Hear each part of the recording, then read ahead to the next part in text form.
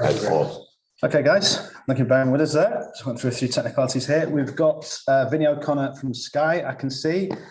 We've got Ian from TalkSport, and we've also got Carl from BBC Radio Merseyside. If you could put your hands up in the attendees room, I'll come to as many of you as we feasibly can. Thiago Alcantara is the player who will be on shortly after when Jürgen has completed his part of the press conference. Okay, Vinny, you've got the first two, then we'll go to Ian from TalkSport, then we'll go to Carl from the BBC. Hi, Jürgen. Hope you're well. I am. Hi. First of all, Jürgen, obviously in the last few days, we've seen Ole Gunnar Solskjaer leave his role and Mauricio Pochettino linked with the job as well. I just wondered if you could give us an insight into the kind of challenge that it is when you're expected to compete with the likes of Liverpool, City and Chelsea as a manager, but also being compared to the respective managers at those big clubs as well. What do I have to do with that? So inside to PSG or Man United? Just an insight, because you obviously, when you came into the role at Liverpool, it was expected of you that you would need to compete with the likes of Manchester United, Chelsea, Manchester City, etc. as well, and also that you would be compared to those kind of managers. So you've got that kind of experience of going into that role, into that kind of pressurized situation. I wondered, if you could give us an insight as to what the new man is going to face going into that kind of hot seat at Old Trafford. I'm really not prepared for that question. I didn't think about Man United for a second, and I didn't think about the impact the manager has should have or whatever since 6 years since I had to think about these kind of things. Sorry, it was a long question. I don't have an answer for that. No problem. Jürgen, we're looking at the team then. I mean, obviously, is Jordan Henderson ready to start now? How far away is Andy Robertson? And what balance is there that you have to strike between looking after your squad through rotation, but also respecting the integrity of the competition? We always respect the competition, but we have to think about ourselves and our schedule and the situation of our players first. And we will see. Yesterday, would say maybe it was not at 100%. So he can play, he can do pretty much everything, but it's about really being at 100% fit. So I thought when he came on against Arsenal, it was a game just to see the game out and controlling a little bit. It was exactly actually what he had to do from a rehab point of view. So he used these few minutes, but now we have to see. I don't know 100%. Rob was similar. It's both are okay, but are both now ready to play, ready to start with the schedule, with the games coming up.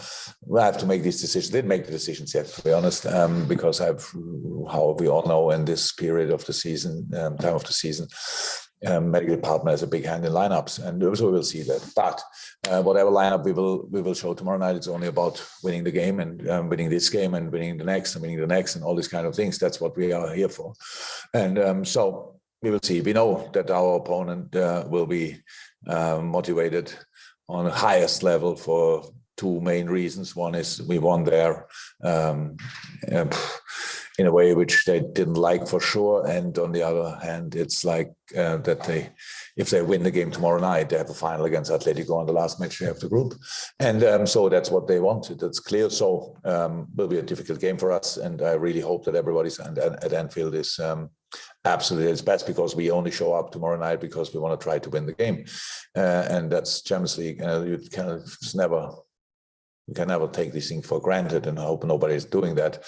We need to be ready as a whole, all together. We need to be ready to put a proper fight out there, and at the moment I'm pretty positive that we can do that.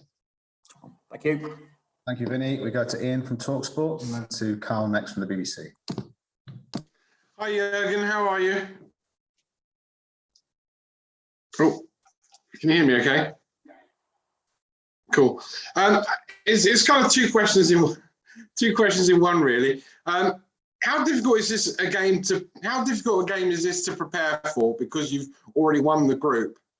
And secondly, you've scored at least 2 goals in all of your last 15 games in all competitions. So is this the best form any of your teams have ever been in?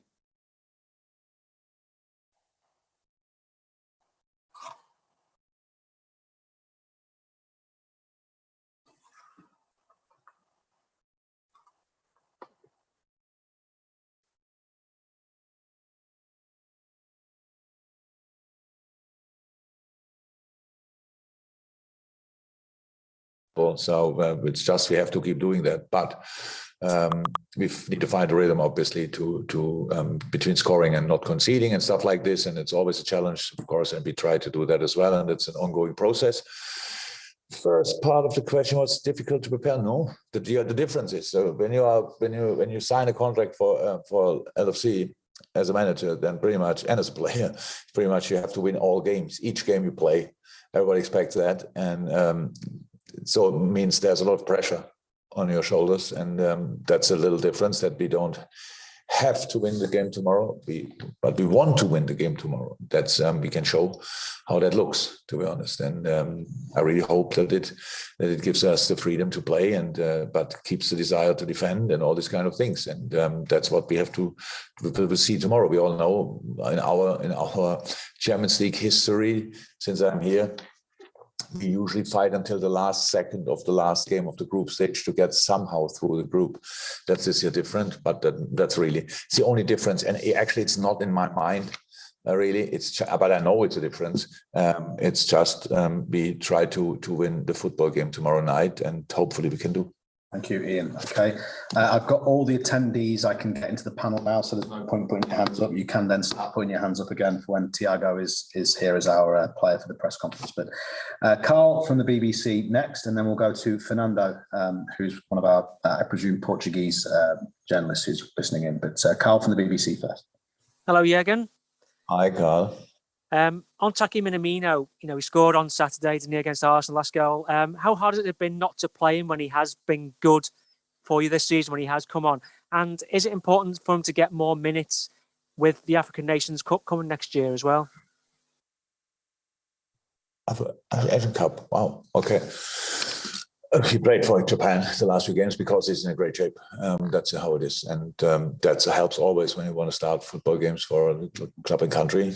You're better in a good shape, and he's in exceptional shape. So we knew that, and that's why it's important for us. I said it before, or not, maybe not said it, but I knew before the game that Taki is pretty much our first option for changing on 5 positions for the Arsenal game, and that says a lot. And because he can play all these different positions, and when he came on, it was just a wonderful moment. So like 40 odd seconds on the pitch and scoring the goal.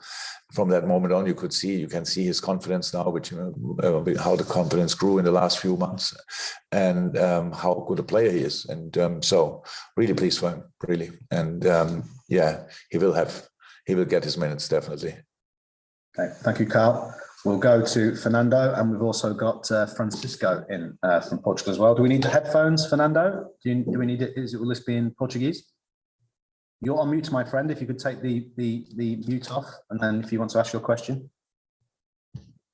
Fernando, I don't know if our translator can tell Fernando that he needs to take the mute off.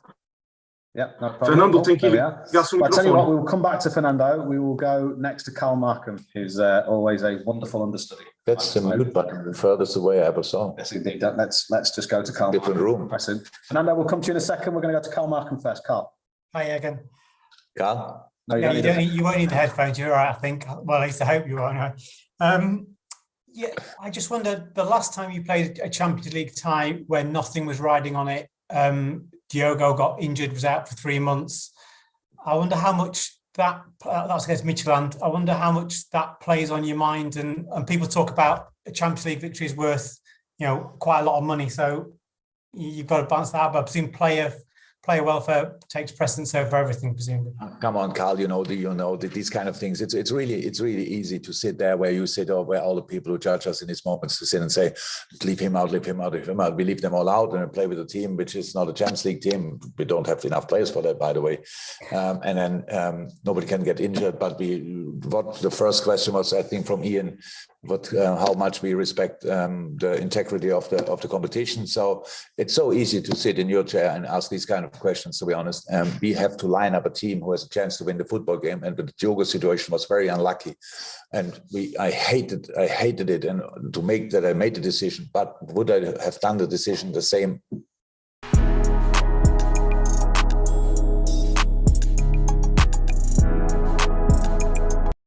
Again, that's the only question I have to answer. Yes. But again, because you need stability. We cannot play football games like here with this lineup, and next game lineup who has no chance to win a game, and then I bring them back again. The players need rhythm, all these kind of things. So really, it's that you only bring it up. It's really, I don't think it's fair that you bring up this old story that the player got injured. They all can get injured. Do I make the decision who? I don't care if he gets injured with the lineup tomorrow night. No, I can't, and I will not. These things happen in football, and hopefully nothing happens tomorrow. I would have preferred to answer the Portuguese question to me. Yeah, thank you. Right, Fernando, can you give it a go now with the mute off, if possible, please? Sorry, Fernando, you still need to take the mute off. Fernando can hear us. Yes, now. you can. Yes, that's great. Fernando, can you take? There we are. Yes, fire away, sir. No. Still I don't hear. No, we still can't hear you, I'm afraid, Fernando. We'll have one more go, and then we're going to go to Francisco. Have one more go. Try one more time, if that's okay. We'd like to take a question from our. You're still going to have to take it off mute. There we go. No, I'm really sorry. That's not going to work. We'll come back. We'll go to Francisco, hopefully. Hi, Jürgen. Can you hear me? Yes, we can. I can hear you. Great. Nice to meet you, Francisco from Zerzer. I would like to ask you, you are going to play against Porto, the only Portuguese team that you ever played 5 times, 4 wins, 1 draw, 16 goals scored, only 2 suffer. Given that sample, probably a small sample, how do you see the Portuguese teams and the Portuguese league and the Portuguese player? I love Portuguese football, to be honest. I really think this country is producing an incredible amount of world-class football players. Was probably as surprised as everybody that they didn't go through the groups stage with the national team. But it was probably rather unlucky than anything else. But pretty much all the players of the national team of Portugal play in the biggest clubs in the world, and there's still players coming up from the youth teams and all these kind of things. So it's an incredible work. I'm a little bit familiar with the work Portuguese coaches or the Portuguese clubs are doing with their talents, how the system goes because of Pep Linders and Vitor Matos. So both from the Porto school, if you want. And so we are big admirers of what they are doing. But in the end, that says nothing about pretty much all these world-class players. They don't play now, and most of them don't play for long in Portugal. So when they show up, really, then the other clubs from other countries, from other leagues are coming and paying an awful lot of money to get the players into their team. And that does help, obviously, the Portuguese league, but still incredible players there, technically incredibly talented. Everybody, all the teams are, from a tactical point of view, on a really high level, plus the probably typical Portuguese mentality and desire to be really competitive makes them really uncomfortable. And I have no explanation really for the results we had at Porto, to be honest. It's yes, we were good, but in moments we're really good. We are good, by the way, but the last game especially was really unlucky for Porto. So without a number 1 centre-half pairing, early injury in the game, all these kind of things didn't help. We scored in the wrong moments for them, in the right moments for us. So all came together. But we don't see it like that. And we never did. We prepare for an incredibly strong Porto team tomorrow. They have a lot to play for. And I mentioned already the competitiveness of Portuguese people. So we all will feel that. And what we need here at Anfield is an exceptional atmosphere from the first second. If we want to win the game tomorrow, we have to win it together. And that's really important. And I hope we can create this kind of atmosphere, and then will not be easy for Porto as well. Simba have re-engineered the mattress. 6,000. Okay, thank you very much. Right, we're going to go to Dom King, Paul Joyce, and then we're going to have one last chance with Fernando at the end. If it doesn't work, it doesn't work, and then Thiago Alcantara is going to come in. But Dom, then Paul, and then we'll have one last go and then finish it.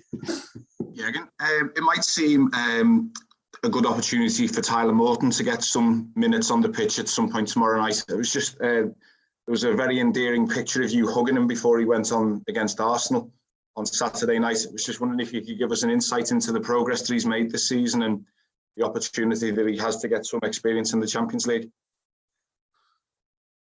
I don't know what will happen tomorrow night, but the progress from Tyler Morton is pretty impressive. So Tyler had the full preseason with us. In the preseason, he was one of all the kids we had in the preseason with us. You could see his technical skills and all these kind of things, but how well educated and well behaved young people are. He was not overly confident, let me say that. He tried to adapt a little bit to what the first team is doing, and that's where you could see that. So then we had the game. In the games he was good, not spectacular, but good. And then we had the game against Norwich, where he came on the second half and played a super game, to be honest. And that made all the difference. You could see the next day how the confidence level exploded overnight. And probably I saw then the first time, Pep and Beaton knew him before very well. That's why he was with us in preseason. But I saw then after that game, first time, the real Tyler Morton. 2021. And he plays a pressing game, obviously. Again, a really good performance, really mature, all these kind of things. And yeah, we can see that in training again. That's how development with young players works. It's a really good example. We can speak a lot about these boys and we can let them train with us. But as long as we don't bring them out on the pitch, they, or let me say like this, bringing them then in a game in the right moment has the biggest impact from all the things you can do to help them. And Tyler's a really good example for that. So he's in a good place, I would say, in the moment. I'm pretty sure he would give the same answer. And now let's work from here. Thanks, Dom. Okay, guys, can you start putting your hands up for those of you, including those who've been on for the Jurgen part of the presser, if you want to ask a question to Thiago Alcantara. Fernando. And then we try one last time with Fernando. Fernando, we give it one last go. No, I'm so sorry. I'm so sorry. But thank you very much. Maybe in the future, who knows? We seem to draw Porto all the time. Jürgen, thank you very much. Thank you. Bye-bye. As I say, please put your hands up in the attendees spot now, and we will come through with Thiago Alcantara in the next few moments.